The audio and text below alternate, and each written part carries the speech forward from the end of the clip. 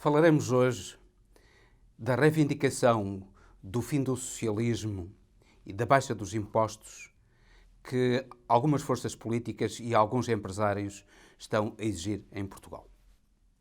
Sejam bem-vindos a mais um Política Impura na Rádio Transforma. Peço-lhes para partilharem, para subscreverem o canal, para colocarem gosto e para ouvirem até ao fim. Uma lúcida análise sobre os acontecimentos políticos com Henrique Prior.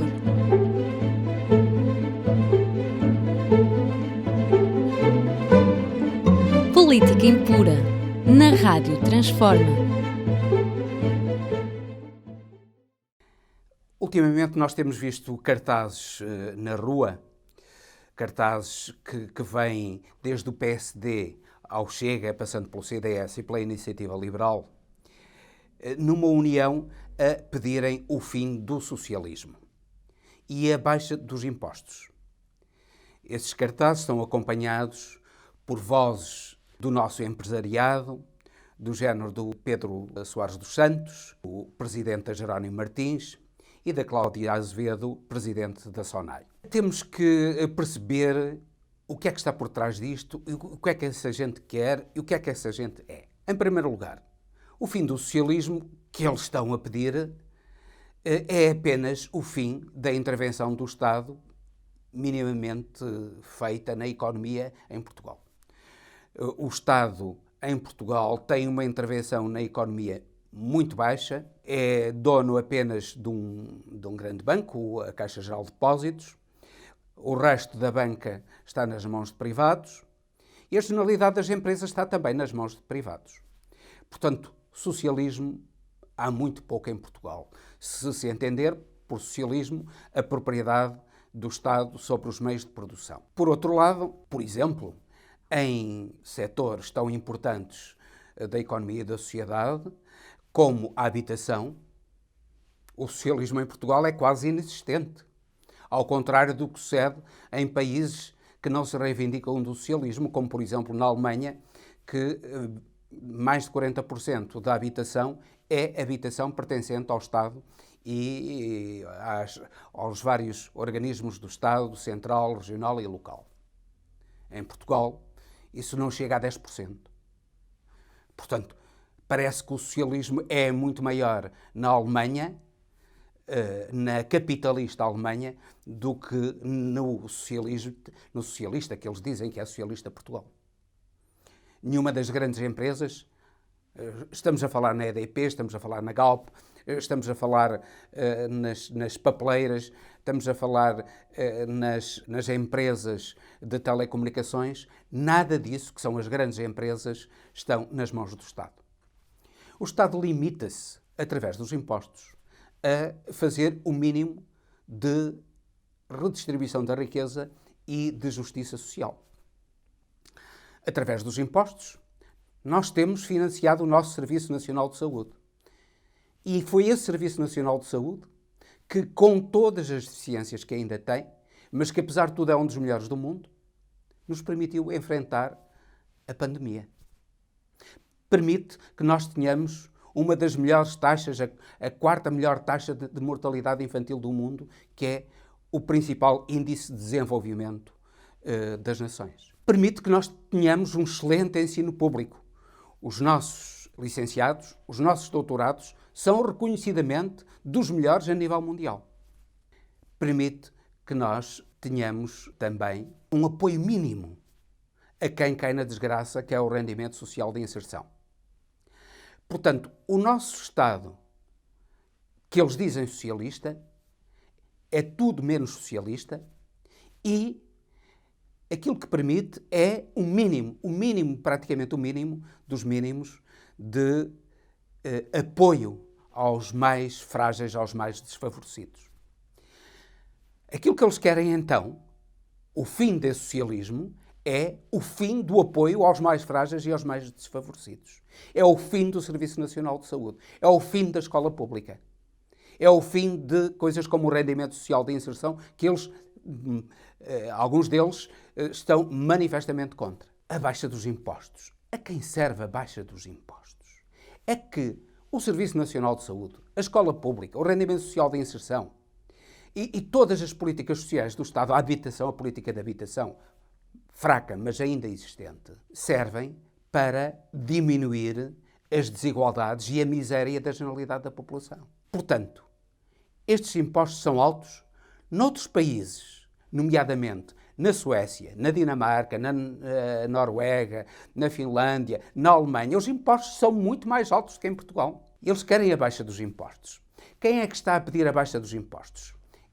Ultimamente fizeram-se ouvir as vozes do Pedro Soares dos Santos, o presidente da Jerónimo Martins, e da Cláudia Azevedo, presidente da SONAI. Ora bem, quem são esses dois senhores? Em primeiro lugar, a Jerónimo Martins tem a sede da sua holding na Holanda. Isto é, ela fugiu ao pagamento de impostos em Portugal, que é onde ela tem a sua principal fonte de riqueza. O mesmo sucede com a SONAI, que tem a sua holding sediada na Holanda, para fugir aos impostos em Portugal, que é onde a SONAI obtém a sua maior riqueza. E de que é que essa gente vive? Essa gente vive da exploração mais indigna e permitida por este Estado, que eles dizem que é socialista, mas que é tudo menos socialista, porque nomeadamente lhes permite este tipo de exploração. Vivem da exploração dos produtores, a que eles impõem preços absolutamente miseráveis, que levam muitas vezes os produtores à falência, porque eles têm 75% do mercado nacional da distribuição. E, portanto, eles impõem, com esses 75%, eles impõem os preços que querem aos produtores. E impõem também os preços que querem aos consumidores, a que eles exploram indignamente. Portanto, fim do socialismo e baixa dos impostos significa eles terem a possibilidade de agir ainda com mais mão livre contra os produtores e contra os consumidores, explorando uns e outros. Por outro lado, o que é que eles fazem com o dinheiro que ganham? Por exemplo, no ano passado, a Jerónimo Martins, num ano de pandemia, de grandes sacrifícios para o povo português, teve 312 milhões de euros de lucros. No ano anterior, em 2019, tinha tido 433 milhões de euros de lucros. O que é que eles fizeram a esse dinheiro? Muito simplesmente. O Sr. Pedro Soares dos Santos, presidente da Jerónimo Martins, recebeu só por ocupar o cargo de presidente do Conselho de Administração da Jerónimo Martins, recebeu 2 milhões e 450 mil euros. Só isso. Só por ocupar o cargo de presidente da Jerónimo Martins. Mas como a Jerónimo Martins é também acionista de um grande número de outras empresas secundárias, ele também, dessas empresas, de que ele é também presidente do Conselho de Administração, ele recebeu mais 1,7 milhões de euros. Isto é, só por fazer parte dos Conselhos de Administração da Jerónimo Martins e de outras sociedades participadas pela Jerónimo Martins, o Sr. Pedro Soares dos Santos recebeu quase 4,2 milhões de euros. Além disso, tem de somar àquilo que ele recebeu como presidente dos Conselhos de Administração, tem de somar os dividendos que ele recebeu. A Jerónimo Martins distribuiu metade dos seus lucros destes últimos anos em dividendos. E, claro, o Sr. Pedro Soares dos Santos foi o grande beneficiário desses dividendos, que tem a crescer aos seus vencimentos como presidente dos Conselhos de Administração. Não vale a pena sequer falarmos de quantos milhões de euros mete no bolso por ano esse senhor Pedro Soares dos Santos. E o que é que ele faz pela economia portuguesa? O que ele faz é destruir a produção agrícola e industrial, limitando os preços dos seus fornecedores e sugando os consumidores com preços elevados nas suas nas suas lojas e nos seus serviços. Eles são a distribuição que não produz verdadeiramente riqueza e que vive à custa dos produtores e dos consumidores. Claro que esse senhor Pedro Soares dos Santos, que meteu este dinheiro todo ao bolso, muitos milhares, certamente muito acima dos 20 milhões de euros em vencimentos como presidente dos conselhos de administração e em dividendos, mais de 20 milhões de euros por ano, certamente que ele quer ainda, a sua ganância não se satisfaz com isso. Ele quer ainda ter mais lucros, não para investir em Portugal, porque Jerónimo Martins tem investido pouco em Portugal.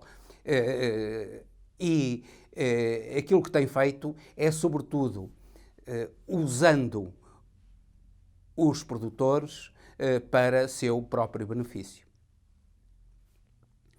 O que tem feito é, sobretudo, levar dinheiro para o estrangeiro e para os paraísos fiscais. E aquilo que foi dito em relação a Jerónimo Martins pode-se dizer em relação à SONAI. A sua presidente Cláudia Azevedo também reclamou recentemente a baixa dos impostos.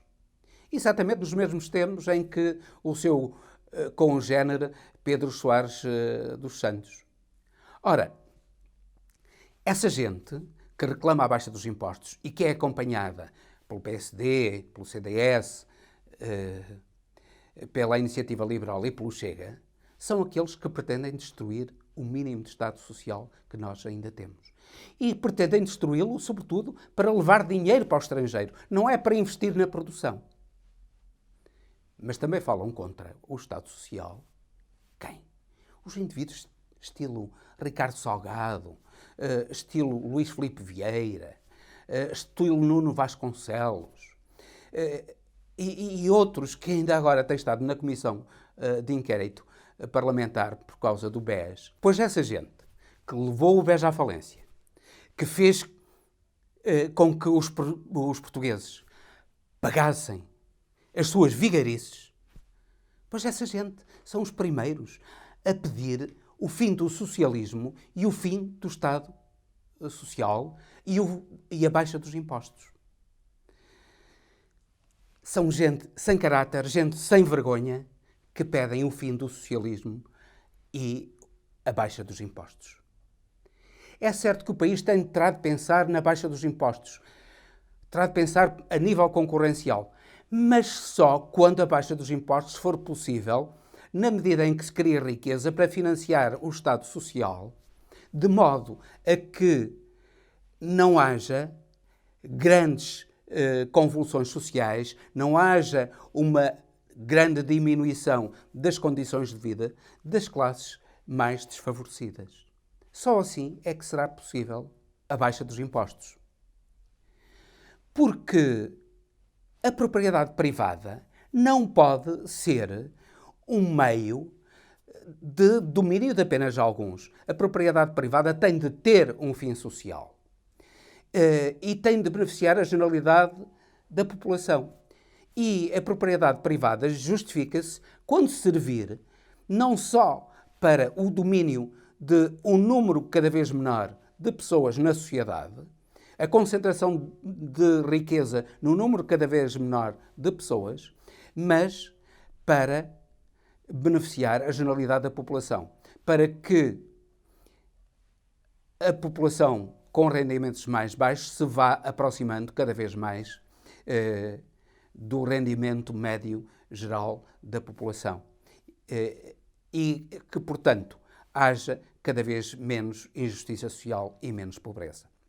Senão, a propriedade privada não serve para nada. Aliás, é algo que pretenderemos desenvolver num próximo programa, que é até que ponto é que é legítimo que monopólios naturais do género da eletricidade ou da água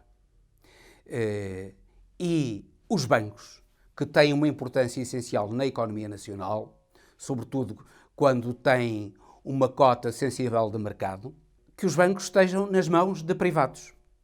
Porque se os bancos que têm uma cota elevada de mercado forem à falência, na realidade eles não podem ir à falência. Na realidade, quem tem de pagar a falência é o povo, como sucedeu com o novo banco.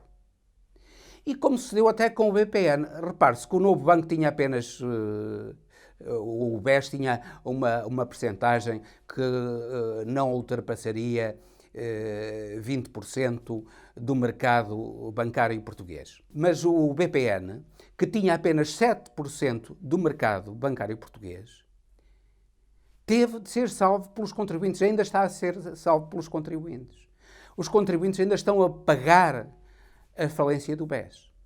Por isso, tudo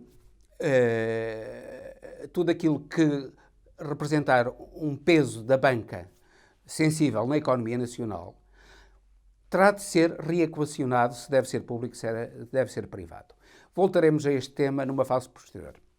Agora, em síntese, aquilo que diremos é que o fim do socialismo e a baixa dos impostos é aquilo que pretendem os que pretendem que Portugal regrida a um estado de verdadeira servidão, a um estado de concentração de riqueza cada vez maior num reduzido número de pessoas, à destruição do Estado naquilo que ele tem representado de melhor para o país, nomeadamente no Serviço Nacional de Saúde, na educação,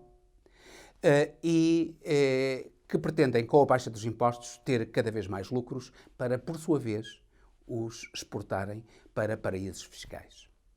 Ou, inclusivamente, para vigarizarem, como sucedeu com esta gente, com os Luís Filipe Vieira, os Muniz da Maia e outros que vigarizaram o BES, vigarizaram, no fundo, o povo português e que agora vem à Comissão Parlamentar de Inquérito a rirem-se dos parlamentares, a rirem-se, no fundo, do povo português que está a pagar as suas vigarices. E com isto termino, despedindo-me com amizade até ao próximo Política em Pura, pedindo-lhes novamente que partilhem, que subscrevam o canal e coloquem gosto.